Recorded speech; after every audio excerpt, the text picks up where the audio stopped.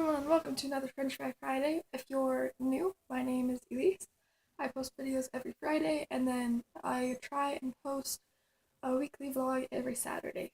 So, um, this week I'm gonna talk about my experience at Tuacahn because, as you'll see in the vlog tomorrow, I went to Tuacahn this week from Sunday to Tuesday, and so I'm gonna talk. Well, I went to Tuacahn Monday, but we were in St. George Sunday to Tuesday for it. So, um, yeah, let's get on to the video.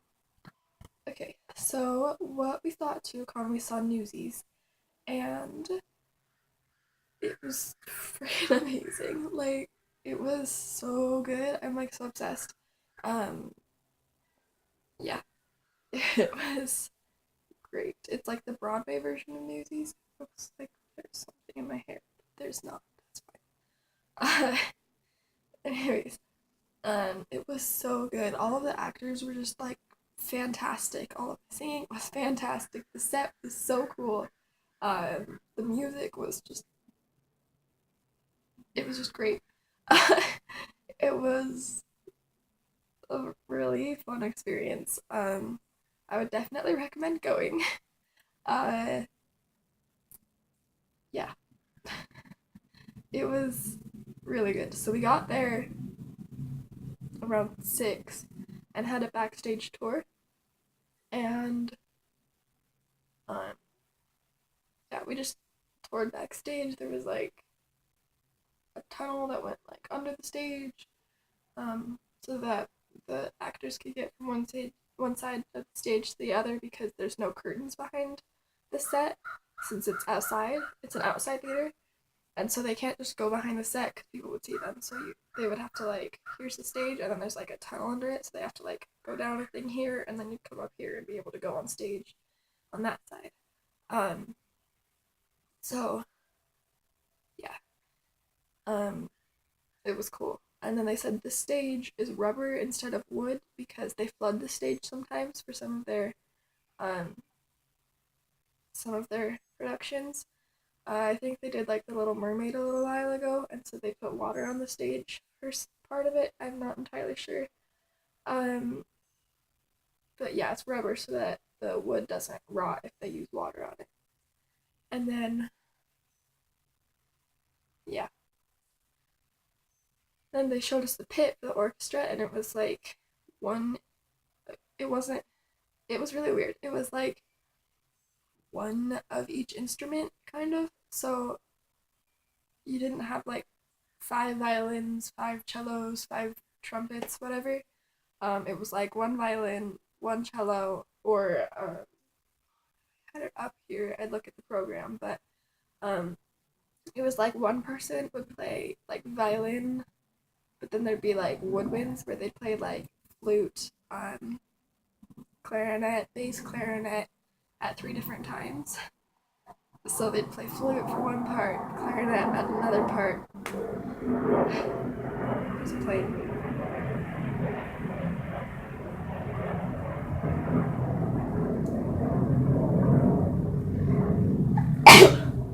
Sorry.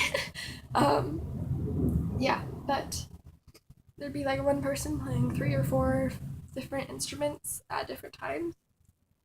Not all at the same time, but like different parts they play a different instrument. So it wasn't like there was constantly all of the instruments. It was like they would switch through it for different parts of the song, different songs, whatever. Anyways, that was cool. And then the actual show didn't start till like 8:45, so we got there 6:15. It ended like 6:30ish. Um, and then we just had like 2 hours to wait. And so we went in a little gift shop cafe thing and just kind of looked around for a little bit, and then concessions opened and we went and got food, and there was this cute little pre-show. It was like Kids Are Music or something like that, and they put on a little version of Peter Pan that they had come up with. Sorry, my hand's itchy. Um, then after, right as that one was done, they opened up for seating at 8:15, I think. And so we went in, or we got hot dogs and chips and a drink, and then went and sat down. And then um, the way the show started was they had all of the people playing Newsies come out into the audience and actually like sell newspapers for a penny. Like you give them a penny and they'll give you a paper. Um, it was really cool. They had like the headline for the front part of the paper. It was like St. George, the new Santa Fe, and it was like they had made a newspaper specifically to sell at the show for like souvenirs and things. It was cool. Anyway, and then the guy that sold it to us got a whole bunch of quarters because he said like penny a pape, and he was like penny a pape, get a pape, penny a pape, whatever, doing his little thing. And then people kept giving him quarters, and he got so excited. He's like, "Look, I got all these quarters today," and they're from the stories in New York, so like they have a cool accent. That's why I was like, "Oh, quarters." Anyways, like, "Oh, so many quarters! Everybody's giving me quarters." I don't know, but it was funny. And then the show had started already, but then music started, and they went up to the stage and started, and it was so cool. I think that's about all I'm gonna say. My favorite scene though was when Jack sings Santa Fe. That one, and when the reporter sings her song about trying to write the paper. So Santa Fe, because there was just like so much emotion that the actor put into that song.